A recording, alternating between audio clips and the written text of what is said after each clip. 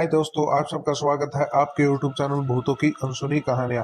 आज जो है कहानी मैं आपको बताने जा रहा हूँ, इसका नाम है अंधविश्वास की मायाजाल में फंसा एक परिवार।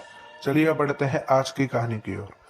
भारत एक ऐसा देश है जहाँ पर आप भरोसा करें या ना करें, लेकिन लोग आपको उसके शिकंजे में ले ही जाते हैं। यहाँ पे भी किसी ना किसी, कभी ना कभी अंधविश्वास के चलते बल्ली चढ़ ही जाती है। और इस बात का शिकार बना है मध्य प्रदेश का रहने वाला ब्रिजपाल चोपड़ा। उसका बीमार पुत्र ठीक होता ही नहीं था और परिवार वालों को तो ऐसा लगता था, और उनको ऐसा लगता था कि उनके बेटे पर कोई काली शक्ति घूम रही है।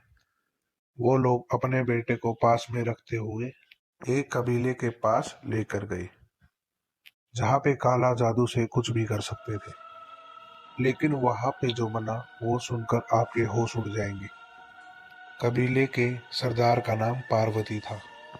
वहां पे उनके साथियों ने ऐसी काली जादू की झाल बिछाई, जहां से बिरजपाल, उनकी पत्नी और उनका 10 साल का बच्चा उसमें से बाहर ही नहीं आ पाया। बिरजपाल अभी तो अपने पुत्र को लेके कबीले में पहुंचा ही था कि वहां पर हाजिर सभी ने बिरजपाल को जादूगर कहकर उसको चारों ओर से घेर लिया।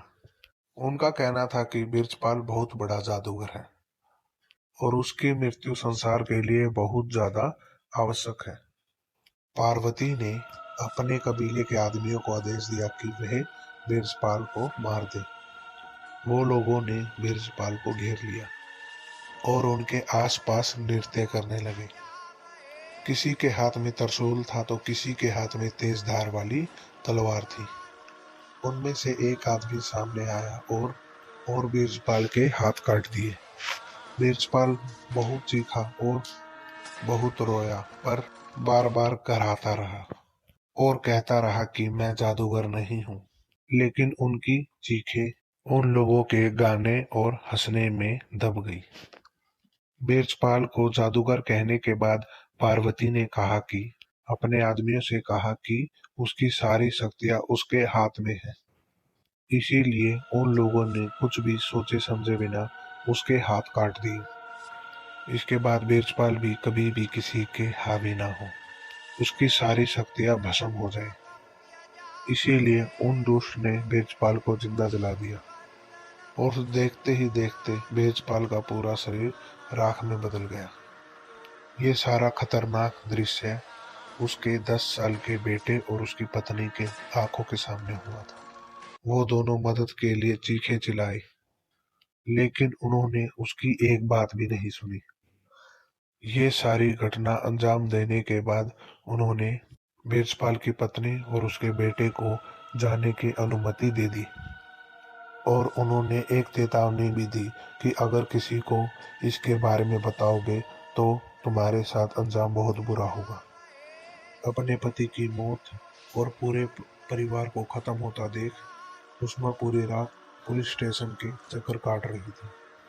माँ पुत्र ने सारी बातें पुलिस को बताई कि किस तरह से उस डाकन ने उनके पति को जिंदा जला दिया।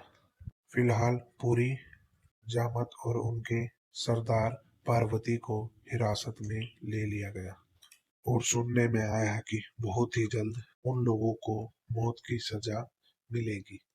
कानून इस घटना को किस तरह अंजाम देगी वो तो समय ही बताएगा, लेकिन इस घटना ने बहुत ही बड़ा सवाल खड़ा कर दिया है कि क्या सही में भारत में काला जादू होता है, और अगर होता है तो किस कारण से होता है। ऐसे ही हर रोज किसी निर्दोष की बलि चढ़ेगी।